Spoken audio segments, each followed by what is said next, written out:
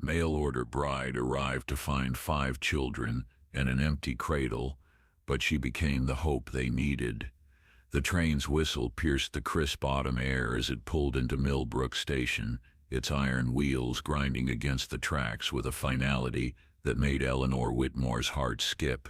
She clutched her worn leather satchel tighter, her gloved fingers trembling not from the October chill, but from the uncertainty that lay ahead.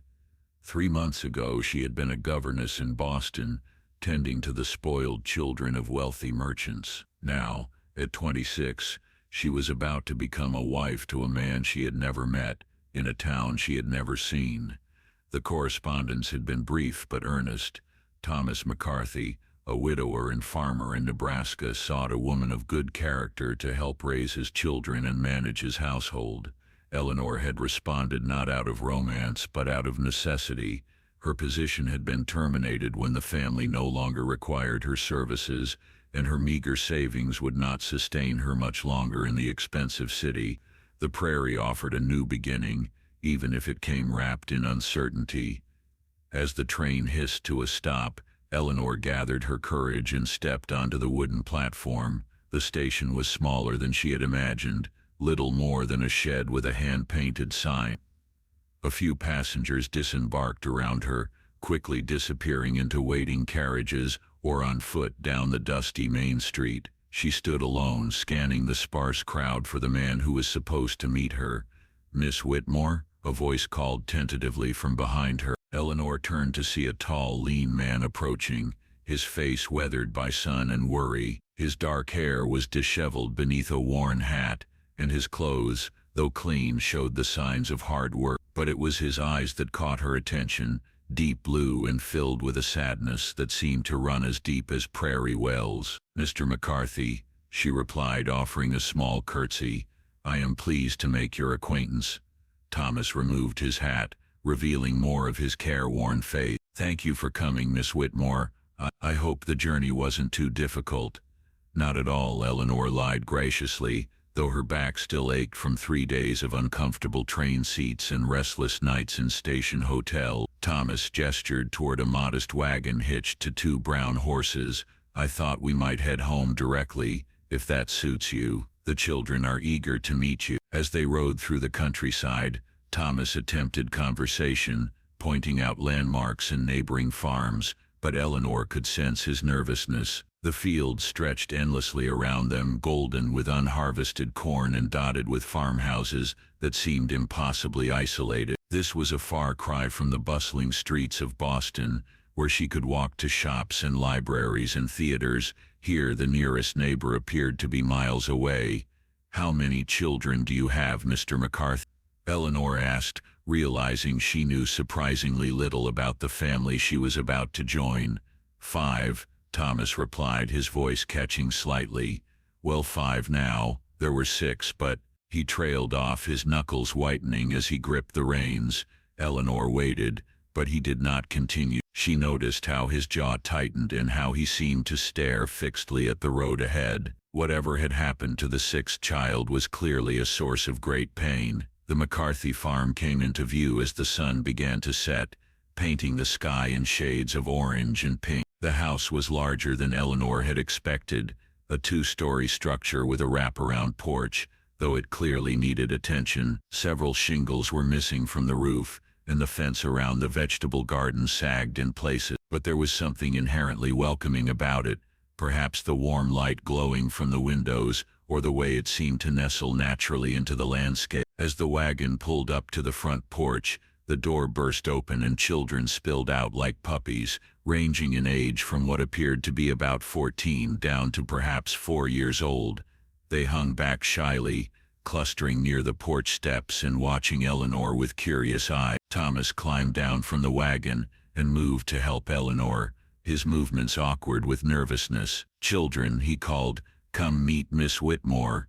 The oldest, a girl with dark hair braided severely back from her face, stepped forward. She had the same serious blue eyes as her father and carried herself with the bearing of someone who had shouldered responsibilities beyond her years. "I'm Mary," she said formally, extending her hand. "I'm 14.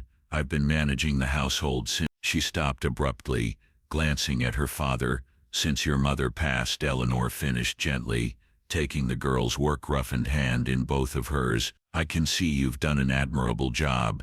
Mary's stern expression softened slightly, though she maintained her cautious reserve. The other children introduced themselves in turn. James, 12, who had his father's lean build and a spray of freckles across his nose. The twins Sarah and Samuel, both 8, who clung to each other and spoke in whispers, and little Lucy, 4 years old, who hid behind Mary's skirts and peeked out with enormous blue eyes. And there's baby Catherine, Lucy piped up suddenly, causing an immediate silence to fall over the group. Eleanor saw Thomas's face go pale, and Mary quickly scooped Lucy up. Hush now, Mary said firmly. We don't talk about that. But Eleanor had already seen it, the way Thomas flinched at the name, the way the older children's faces clouded over, the way even the twins seemed to understand that this was forbidden territory. She filed the information away, understanding instinctively that the 6th child, baby Catherine, was at the heart of the family's pain. That first evening was awkward but not unkind. Mary had prepared a simple supper of fried chicken, biscuits, and green beans from the garden. The children ate quietly, stealing glances at Eleanor when they thought she wasn't looking. Thomas made efforts at conversation, asking about her journey and her impressions of Nebraska, but there was a stiffness to it all, as if they were all playing roles in a drama none of them fully understood. After supper, Mary showed Eleanor to her room, a small but clean space at the end of the upstairs hallway. It contained a narrow bed, a washstand, and a chest of drawers. The single window looked out over the barnyard and fields beyond. Father said you'd be staying in here until... Mary paused, her cheeks coloring slightly. Until the wedding, Eleanor finished matter-of-factly. That's perfectly appropriate. Mary nodded, clearly relieved that Eleanor understood the proprieties involved. There are extra quilts in the chest if you get cold. Nebraska nights can be bitter even in October. Thank you, Mary. You've been very thoughtful. The girl lingered in the doorway, as if wanting to say something more. Finally, she spoke in a rush. Miss Whitmore, I hope you'll be patient with us. We haven't been the same since Mother died. And then when Catherine... She stopped herself again. Eleanor set down her satchel and moved closer to the girl. Mary, I know this is difficult for all of you. I'm not here to replace your mother or to pretend that I can somehow erase your grief. I'm simply here to help, in whatever way I can. Mary's eyes filled with tears she was clearly trying not to shed. Father tries so hard, but he's been so sad since everything happened. And the little ones don't understand why he can't smile anymore. Eleanor felt her heart constrict with sympathy for this young girl, who was trying so hard to hold her family together. How long ago did your mother pass?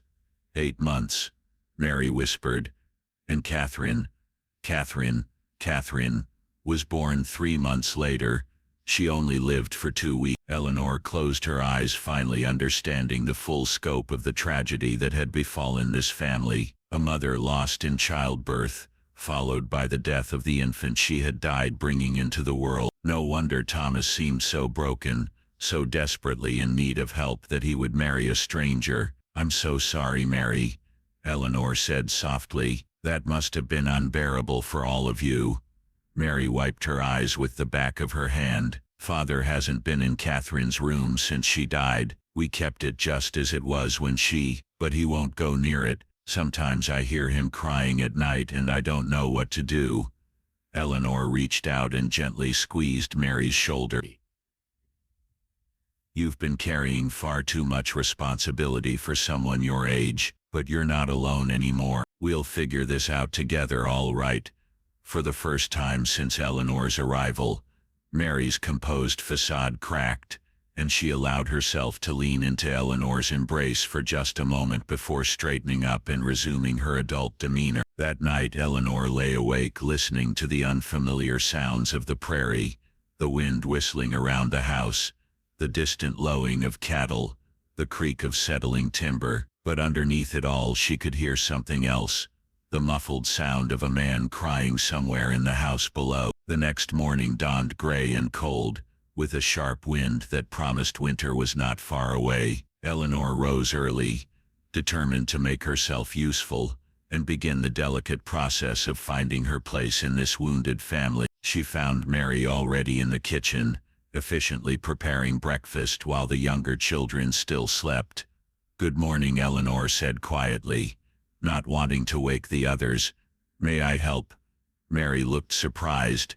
"Oh, you don't need to. I mean, I usually handle the cooking." "I'm sure you do, and beautifully, but perhaps we could work together. I'd like to learn how you do things here."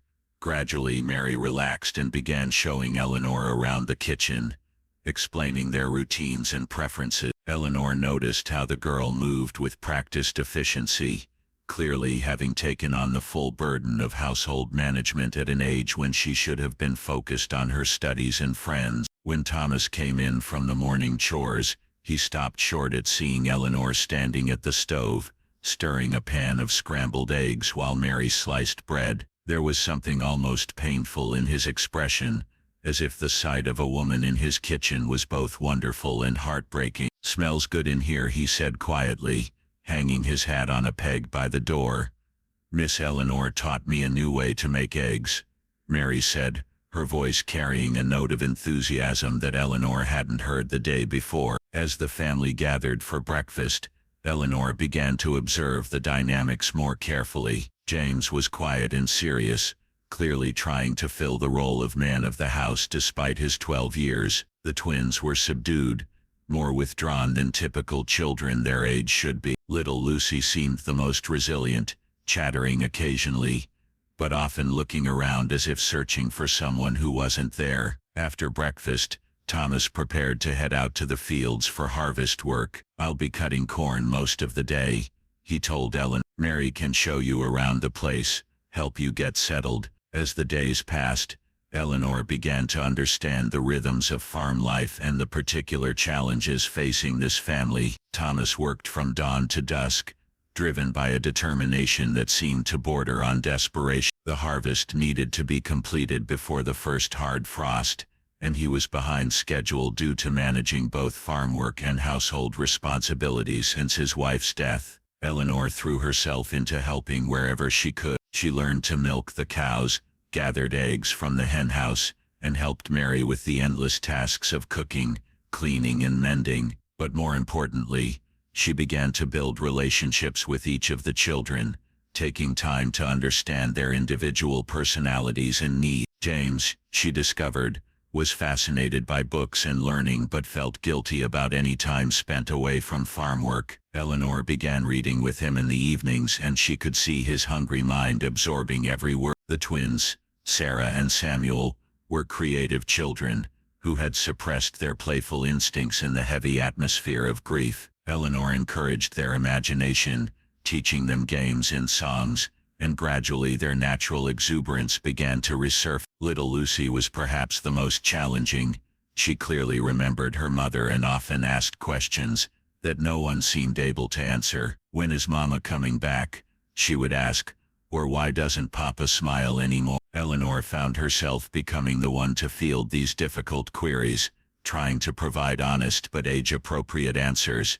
Mary remained the most guarded, though Eleanor could sense the girl's growing acceptance of her presence. Mary had been forced to grow up too quickly, and she seemed uncertain about whether it was safe to let someone else shoulder some of her burdens. The breakthrough came unexpectedly. 2 weeks after Eleanor's arrival, she had been hanging laundry on the line behind the house when she heard Lucy crying. Following the sound, she found the little girl standing in front of a closed door at the end of the upstairs hallway, her small fists pounding against the wood. "I want to see Catherine," Lucy sobbed. "I want to see my baby sister." Eleanor knelt down beside the distraught child, her heart aching. "Oh, sweetheart," she murmured, pulling Lucy into her arms. "Papa won't let me go in," Lucy hiccuped. "He says Catherine is sleeping, but she's been sleeping for so long. Why won't she wake up?" Eleanor closed her eyes, feeling the weight of the family's unresolved grief pressing down on her. In that moment, she made a decision that would change everything. "Lucy," she said gently. "Would you like me to tell you about Catherine?" The little girl nodded eagerly. "Catherine was your baby sister, and everyone loved her very much. But sometimes, babies are too little and weak to stay with us. Catherine's body stopped working, and she died. That means we can't see her or hold her anymore, but we can still love her and remember her." Lucy's eyes filled with tears, but she seemed to be processing this information. "Is that why Papa is so sad?" "Yes, sweetheart. Papa is very sad, because he misses Catherine, just like he misses your mama. Sometimes when people are that sad, they don't know how to feel better." "Can you make Papa feel better?" Lucy asked with the simple faith of a child. Eleanor's throat tightened. "I don't know, Lucy, but I think we can try to help him remember that he still has people who love him very much. He still has you and Mary and James and Sarah and Sammy, and now he has me too." That evening, after the children were in bed, Eleanor found Thomas sitting on the front porch, staring out at the dark field. She had been debating whether to approach him about what had happened with Lucy, but seeing him there so alone and isolated in his grief, she knew she couldn't wait any longer. "May I join you?" she asked softly. Thomas nodded without looking at her, and Eleanor settled into the chair beside him. For several minutes they sat in comfortable silence, listening to the night sounds of the prairie. "Lucy came to Catherine's room today," Eleanor said finally. Thomas's hands clenched into fists on his knees. "That door should stay closed, Thomas," Eleanor said gently, using his first name for the first time. "The children need to grieve. They need to talk about what happened. Keeping Catherine's memory locked away isn't protecting them, it's confusing them." "You don't understand," Thomas said roughly. "I failed them. I failed Margaret when she needed me most, and I failed Catherine too. I couldn't save either of them." Eleanor felt her heart break for this man who was carrying such an impossible burden of guilt. "Thomas, look at me." Reluctantly, he turned his head toward her, and in the moonlight she could see the tears on his cheeks. "You didn't fail anyone," she said firmly. "Sometimes terrible things happen, and there's nothing anyone can do to prevent them. Your wife's death, Catherine's death, these weren't your fault. If I had gotten the doctor sooner—" "No," Eleanor interrupted. "I've seen enough tragedy in my life to know that guilt is a luxury we can't afford when there are living children who need us." Mary is 14 years old, and trying to be the mother to 4 younger children. James is 12, and thinks he needs to be the man of the house. The twins have forgotten how to laugh, and Lucy doesn't understand why her papa can't smile anymore. "They need you, Thomas. Not your guilt, not your grief. They need you." Thomas was silent for a long moment, his breathing ragged. "I don't know how to come back from this," he whispered. Eleanor reached over and took his hand, feeling the calluses and scars of hard work beneath her fingers. "One day at a time, one moment at a time, and you don't have to do it alone anymore." The next morning brought the first real frost of the season, coating the grass and remaining flowers with a delicate layer of ice crystals. Eleanor woke early, and made her way to the kitchen, where she found Thomas already up, staring out the window at his fields. "Good morning," she said quietly. "Morning," he replied. "Looks like winter's coming early this year. I need to get the last of the corn in today." Eleanor poured herself a cup of coffee and stood beside him at the window. "Thomas, I'd like to ask you something, and I want you to think carefully before you answer." He looked at her warily. "I'd like your permission to go into Catherine's room with the children. I think they need to see it to say goodbye properly." Thomas's face went white. "Eleanor, I can't. I'm not asking you to come with us, although you'd be welcome if you change your mind. But the children need this, and I think Catherine's memory deserves better than being locked away in a room that no one is allowed to enter." Thomas was quiet for so long that Eleanor wondered if he was going to respond at all. Finally, he spoke, his voice barely above a whisper. "Margaret wanted to name her Catherine Rose after her grandmother." He paused, swallowing hard. I never put a headstone up. I couldn't bear to make it real." Eleanor felt tears sting her eyes. "Would you like me to help with that too?" Thomas nodded, unable to speak. That afternoon, while Thomas worked desperately to finish the harvest, Eleanor gathered the 5 children in the sitting room. She had spent the morning in Catherine's room, opening the windows to air it out and tidying the small space that had become a shrine to grief. I want to talk to all of you about your sister Catherine. Eleanor began, noting how the older children immediately tensed while Lucy perked up with interest. Father doesn't like us to talk about her, Mary said quietly. I know he doesn't, and I understand why. Sometimes when people are very sad, talking about the person they've lost makes the sadness feel too big to bear, but keeping silent about Catherine doesn't make the sadness go away. It just makes it heavier. Eleanor looked at each child in turn. Catherine was your sister, and she was part of this family. Even though she was only here for a short time, you have the right to remember her, to talk about her, and to grieve for her. I don't remember her very well, James admitted. I was helping Father with the harvest when she died. I remember her, Sarah said suddenly. She was so tiny, and she made little sounds like a kitten. She had Papa's eyes, Samuel added, but she couldn't see very well. Mary said she was too little. Mary's composure began to crack. I tried to take care of her, but she just kept getting weaker, and Father wouldn't eat or sleep, and I didn't know what to do. Eleanor gathered Mary into her arms as the girl finally allowed herself to cry. Oh, sweetheart, you did everything you could. Catherine's death wasn't anyone's fault. Sometimes babies are just too fragile for this world. Little Lucy climbed into Eleanor's lap. Can we see her room now? She asked. Eleanor looked around at the children, seeing a mixture of fear and longing in their faces. Would you like to? They climbed the stairs together, Eleanor carrying Lucy while the others followed behind. At the closed door, Eleanor paused. Before we go in, I want you to know that this might make you feel sad, and that's all right. It's normal to feel sad when we miss someone we love. She opened the door slowly, revealing a small sunny room with a white crib, a rocking chair, and shelves lined with tiny clothes and blankets. The children stood in the doorway for a moment, as if afraid to enter. Lucy wriggled down from Eleanor's arms and walked directly to the crib, standing on her tiptoes to peer inside. Where is she? She asked.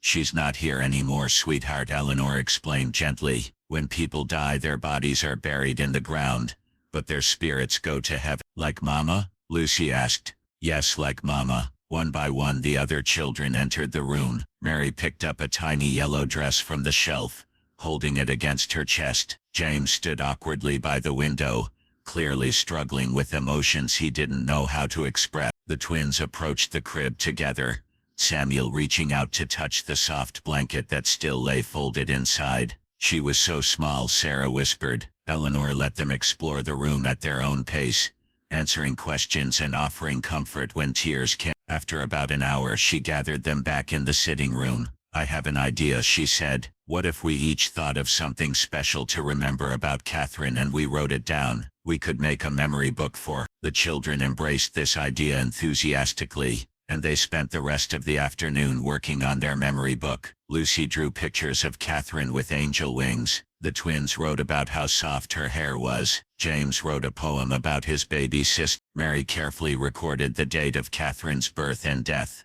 along with a description of how tiny and perfect she had been. When Thomas came in from the fields that evening, exhausted and covered with dust, he found his family gathered around the kitchen table, working on their project with more animation than he had seen from them in months. Eleanor looked up as he entered, her eyes questioning. We made a memory book for Catherine, Lucy announced proudly, holding up her drawing. Look, Papa.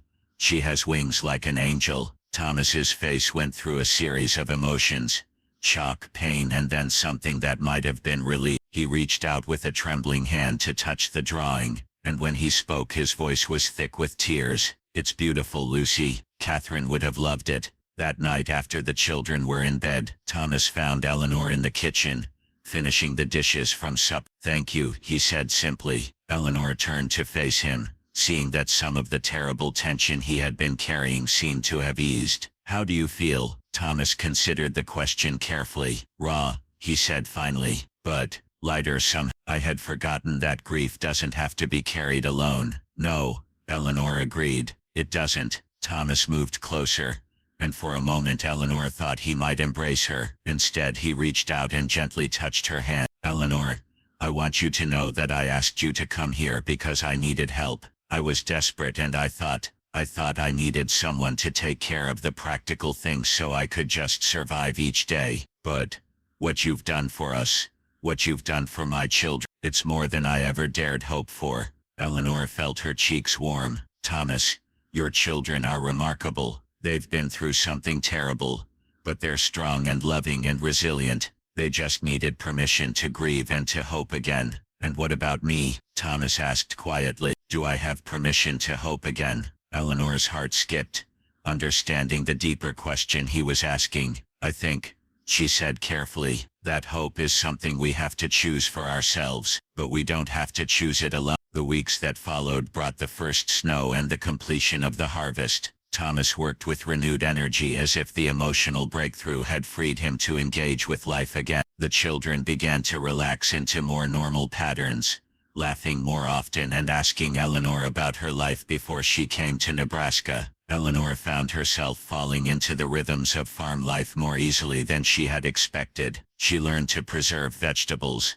to render lard, to card wool. More importantly, she learned each child's particular needs and interests. She began teaching Mary advanced mathematics and literature, preparing her for the day when she might want to attend the teacher's college in the next county. She encouraged James's love of reading by ordering books from back east. She helped the twins with their letters and the numbers, and she spent hours reading to Lucy and teaching her simple songs. But it was her growing relationship with Thomas that surprised her most. What had begun as a marriage of convenience was slowly deepening into something more profound. She found herself looking forward to their evening conversations on the porch, to the way his eyes lit up when he talked about his plans for expanding the farm, to the gentle way he interacted with his children. One evening in late November, as they sat by the fire after supper, Thomas cleared his throat nervously. Eleanor, I've been thinking about our arrangement. Eleanor's heart began to race, unsure what he might be about to say. When I wrote to you, I was looking for a housekeeper and caregiver who would marry me for the sake of propriety. I offered you a business arrangement, nothing more. Eleanor nodded, not trusting her voice. But these past weeks, getting to know you, seeing how you've brought life back to this house and to my children, I find myself hoping for something different.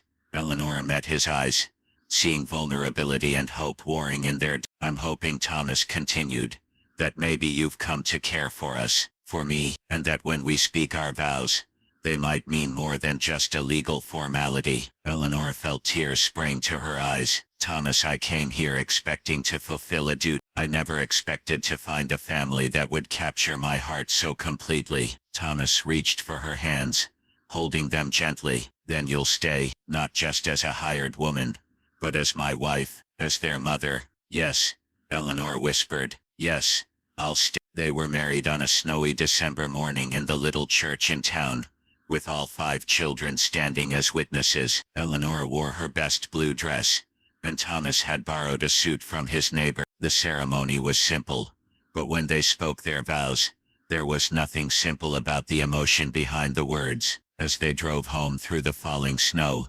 Lucy snuggled between them on the wagon seat and announced, "Now we're a real family again." Eleanor looked at Thomas over the little girl's head, seeing the tears in his eyes that matched her own. "Yes," she said softly, "now we're a real family." That night, as Eleanor tucked Lucy into bed, the little girl looked up at her with serious eyes. "Mama," Eleanor, she said, trying out the new name, "do you think Catherine is happy that you came to take care of us?" Eleanor's throat tightened with emotion. "I think Catherine wants her family to be happy and loved, just like your first mama would. And yes, I think she's glad that we're all taking care of each other." Lucy nodded solemnly, then smiled. "I'm glad you came too. Even if it was sad at first, it's happy now." As Eleanor made her way to her new bedroom, the one she would now share with Thomas, she reflected on the strange turns life could take. She had come to Nebraska as a desperate woman seeking security,